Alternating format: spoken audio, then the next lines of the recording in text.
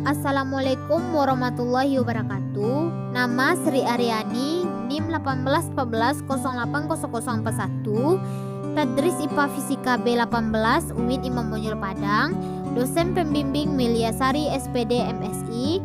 Judulnya itu Biolistrik dan Magnet. Yang pertama, sistem saraf dan neuron pada tubuh manusia. Sistem saraf adalah sistem yang mengatur dan mengendalikan semua kegiatan, aktivitas tubuh manusia seperti berjalan, menggerakkan tangan, mengunyah makanan, dan lain sebagainya. Sistem saraf tersusun dari jutaan serabut sel saraf yang terkumpul membentuk suatu berkas (vaskulum). Neuron adalah komponen utama dalam sistem saraf. Sistem saraf sebagai sistem koordinasi mempunyai 3 fungsi utama sebagai berikut. Yang pertama, pengatur atau pengendalian kerja organ tubuh. Yang kedua, pusat pengendalian tangkapan. Yang ketiga, alat komunikasi dengan dunia luar. Setiap neuron terdiri dari satu badan sel yang di dalamnya terdapat sitoplasma dan inti sel. Dari badan sel keluar 2 macam serabut saraf, yaitu dendrit dan akson. Dendrit berfungsi menangkap dan mengirim impuls ke badan sel saraf. Akson berfungsi mengirim impuls dari badan ke jaringan lainnya. Yang kedua, mekanisme kelistrikan pada sistem saraf dan neuron.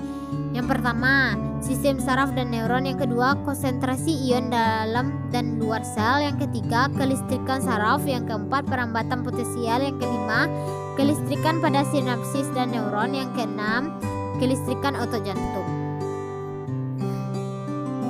Yang ketiga, konsentrasi ion dalam tubuh manusia. Sel membangun tubuh secara sederhana yang hidup dalam laut internal yang merupakan cairan ekstra sel yang dibungkus oleh kulit tubuh. Dari cairan sel ini menerima oksigen dan bahan makanan ke dalam cairan sel, mengeluarkan sampah metabolisme. Sel tubuh hidup, tumbuh dan melakukan fungsi khusus selama terjadinya konsentrasi oksigen, glukosa sebagai ion asam amino dan lemak yang sesuai dengan lingkungan internal.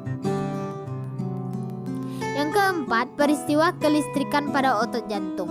Kontraksi otot jantung untuk mendorong darah dicetuskan oleh potensial aksi yang menyebar melalui membran sel-sel otot.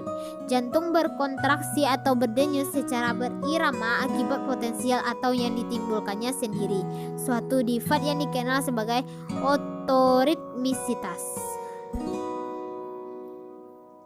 Yang kelima, EEG, EKG, dan EMG.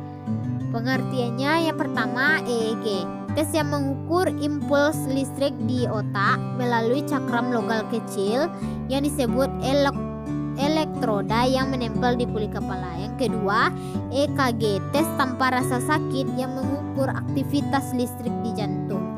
Yang ketiga, EMG, untuk mendeteksi adanya aktivitas listrik di dalam otot manusia. Yang keenam, kelistrikan pada belut listrik. Belut adalah predator ganas di lingkungan rawa dan sawah. Belut listrik adalah sejenis ikan yang menghasilkan aliran listrik kuat (650 volt) untuk berburu dan membela diri.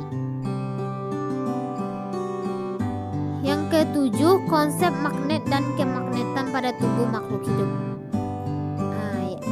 Ini adalah contoh pada tubuh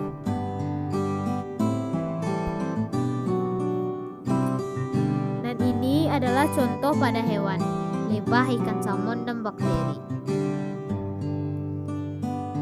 Sekian dan terima kasih.